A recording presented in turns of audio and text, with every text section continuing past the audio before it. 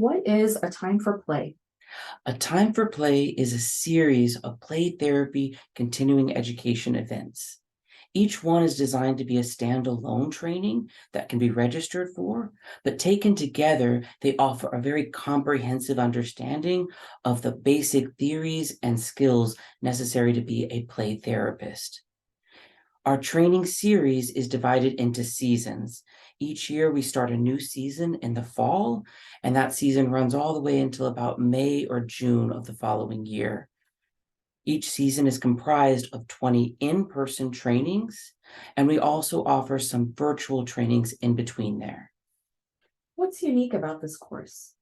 What I think is most unique about A Time for Play is its comprehensiveness. We take a participant and introduce them to all of the historically significant theories of play therapy, going from Adlerian play therapy all the way to TheraPlay. Additionally, we cover a range of topics like play therapy documentation, ethical practice of play therapy, child psychopharmacology, and we offer skills and case conceptualization from different theoretical lenses. Taken together, it gives you this whole range of all the possibilities within play therapy. I think that's built because of my own personal experience. I use play therapy with all of my clients, but the way I do play therapy with a 2-year-old is very different from what I would do with a 16 or 17-year-old. And so, taking that model, I think it's important that play therapists be empowered to utilize or understand different theories of approach so that they can tailor their skill or approach to fit the needs of a client. What is a season pass versus normal registration? So we offer a season pass that becomes available every summer to attend the next season of trainings. Purchasing a season pass gives you automatic guaranteed registration into all 20 of our trainings that run from August until May. In addition to attending all of those trainings, you'll also get the opportunity to complete homework assignments for an additional 30 hours of play therapy continuing education. So if you do all the math right, 20 trainings at 6 hours gives you 120 play therapy continuing education or CE hours, plus that 30 non-contact from homework gets you the full 150 hours, which is the minimum requirement to become a registered play therapist. So, does your program make me a play therapist? No, we're not the credentialing body or offer a certification. We are an APT approved provider of continuing education. So if you take our classes, you'll get hours towards that credentialing, towards what you need to obtain the credential. But it's the Association for Play Therapy that actually monitors, evaluates applications, and distributes the registered play therapist credential, school-based registered play therapist credential, and the registered play therapist supervisor credential. Each of those is trademarked under the Association for Play Therapy. What is the value of becoming a registered play therapist?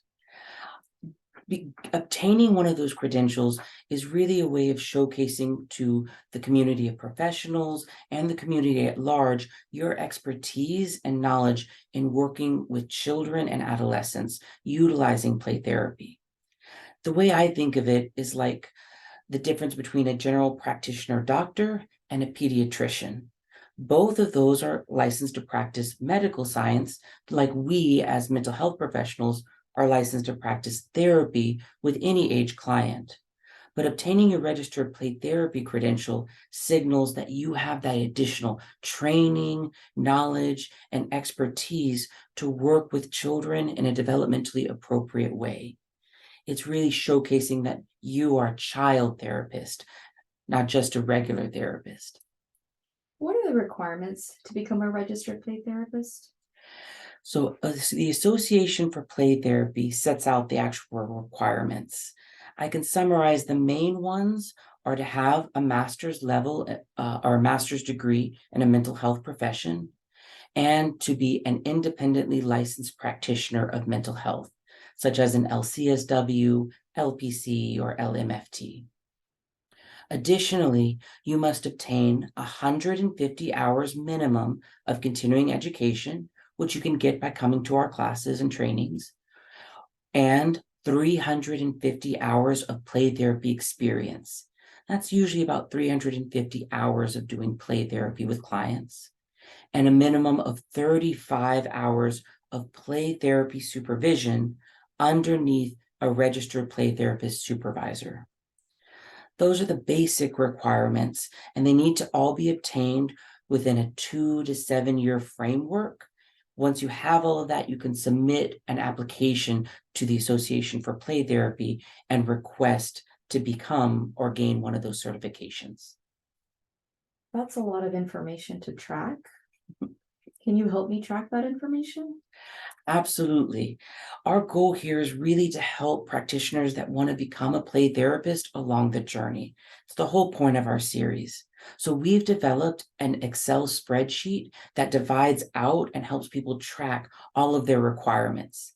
That spreadsheet, the play therapy tracking hours log, will be available for download below this video. How do I register for this course? So depending on which one you want to take, our virtual synchronous live webinar classes are all offered on Eventbrite. So registration is handled through that Eventbrite website. But for our in-person contact training hours or a season pass, that registration will be on the JFS Houston website. The Alexander JFS Houston website, which has been our host organization and has graciously and benevolently supported us and hosted us since the start of our program. Are there any scholarships or financial aid available? Yes, I'm very proud that we have now offered and developed a BIPOC scholarship. We recognize that there's a lack of diversity among the play therapy profession, and we want to be part of the solution, helping to diversify the profession so that we have more practitioners able to cater to the needs of our diverse population of clients. The BIPOC scholarship is offered each year. To qualify for it, one must identify as an Asian, Black, Hispanic, Indigenous, or other person of color and submit a resume and a letter of interest to apply for the scholarship. We accept scholarship applications every May, and we make our decision in June, and we'll let that one person know. If you don't get it this year, feel free to apply again another year. We always get lots of very qualified applicants looking for that scholarship. Do you offer any discounts? Yes, we've also developed a nonprofit discount. So if you are an employee at a 501c3 or run a 501c3, you can sponsor an employee by purchasing a season pass for them to attend the full training series, again from August to June. For that season pass, you'll receive a 10% discount. Reach out to us directly so that we can complete the paperwork to get you that discount. Any number of employees that are sponsored by a nonprofit can qualify for that discount. Do you offer any other kinds of trainings? Yes, we are always in developing new trainings, and if there is a request, we will adhere to that or try to meet that.